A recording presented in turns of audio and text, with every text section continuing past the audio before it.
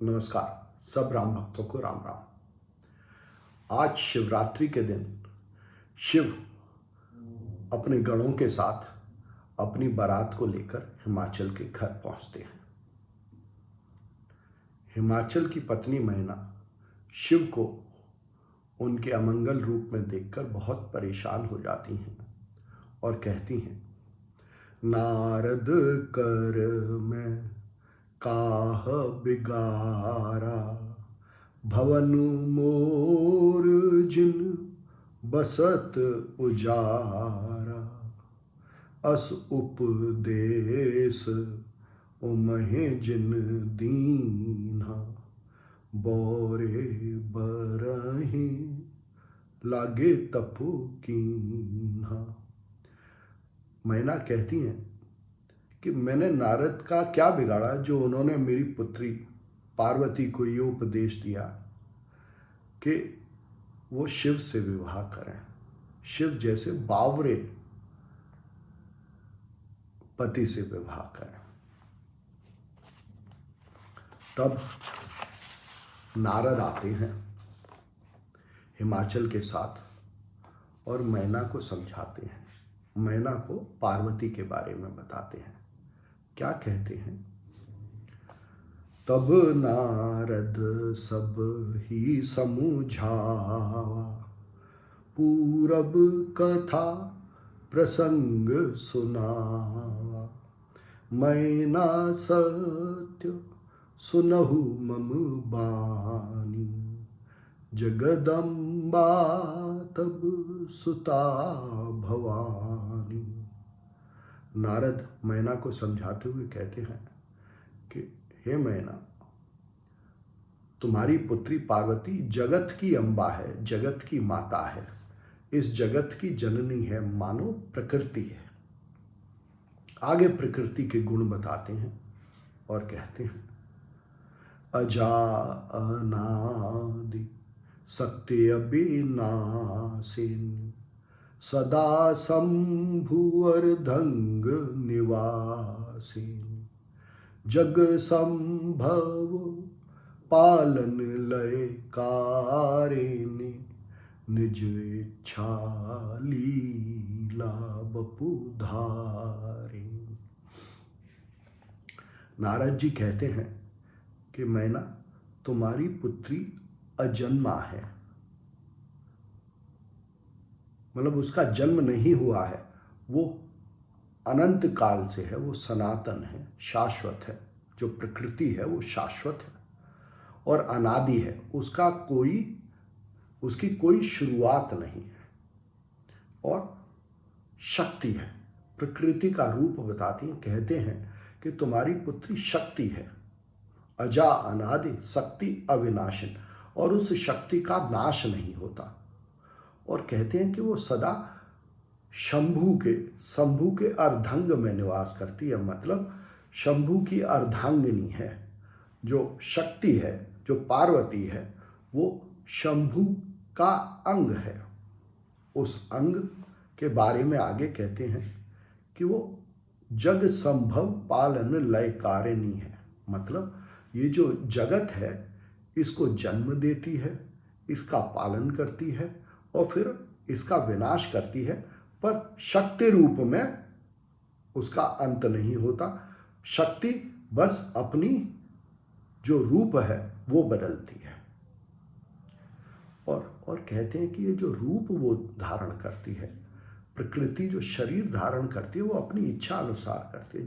जो इच्छा होती है, जैसी कामना होती है, उस कामना के अनुसार रूप धारण करती है। तो ये देख लीजिए, हमारे लिए भी सच है, मनुष्यों के लिए भी सच है कि जैसी हम में इच्छा होती है, वैसी ही कामना होती है, और जैसी कामना होती है वैसे ही हम कर्म करते हैं और वैसे ही हो जाते हैं, वैसा ही रूप हमारा हो जाता है। ये शक्ति का नियम है। शक्ति का रूप शक्ति की इच्छा के अनुसार, शक्ति की कामना के अनुसार, शक्ति की कर्मों के अनुसार बदलता है। आगे कहते हैं नारद मैना को पार्वती के पूर्व जन्म के बारे में बताते हैं और कहते हैं, सिय बेशु सती जो कीन्ह, तेहि अपराध शंकर परिहरि। हर बेरह जाए बहुर, पितु के जग जोगा नल जरी। अब जनमी तुम रे भवन, निज पति लागे दारुण तप किया।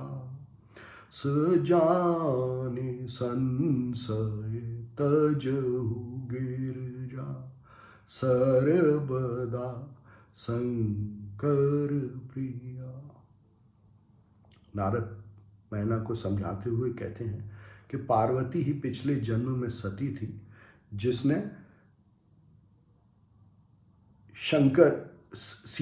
सीता का वेश धारण किया, और इस अपराध के कारण शंकर ने उन्हें छोड़ दिया और फिर वो अपने पिता के यज्ञ में जल के मर गईं। और वही सती तुम्हारे घर में जन्मी है और अपने उसी पति शंकर के लिए उसने तप किया है। इसलिए हे मैना, अपना संशय छोड़ दो। ये जान लो कि जो गिरजा हैं, जो पार्वती हैं, वो शंकर की हमेशा हमेशा से पत्नी है। मतलब ये जो प्रकृति है शिव का हमेशा से रूप है। ये शिव के या चैतन्य के हमेशा से साथ है। चैतन्य का और प्रकृति का कभी बिलगाव नहीं होता। प्रकृति बस अपने रूप बदलती रहती है इच्छा अनुसार। मैना समझ जाती हैं और फिर शिव और पार्वती का विवाह होता है। इसके बारे में तुलसीदास जी कहते हैं, जैसे विवाह के विधि श्रुति गाई, महामुनिन सो सब करवाई। गह गिरीश कुश कन्या पाणी, भवहि समर पे जान भवानी। पाणि ग्रहण जब कीन महेशा, हर्षे तब सकल सुरेशा। वेद मंत्र मुनि बर उच्चरहि, जय जय जय शंकर सुर करहि। तो मुनि वेदों के अनुसार पार्वती और शंकर का विवाह करवाते हैं। और जब पार्वती और शंकर का विवाह होता है तो सारे सुर, सकल स्वर उनकी जय जयकार करते हैं और उनको अपने मन में बहुत हर्ष होता है, क्योंकि सुरों के अनुसार ही कामनाएं जन्म लेती हैं। या ये कहें कि कामनाओं का जन्म, इच्छा का जन्म स्वरों में होता है। और जब कामनाएं जन्म लेती हैं तो वही रूप धारण करती हैं। इसलिए सुरों को बहुत संतोष है, क्योंकि उनके स्वर चरितार्थ हो गए। आगे लिखते हैं तुलसीदास जी, ये है उमा शंभु विवाहु जे नर, नारे कहीं जे गावहीं।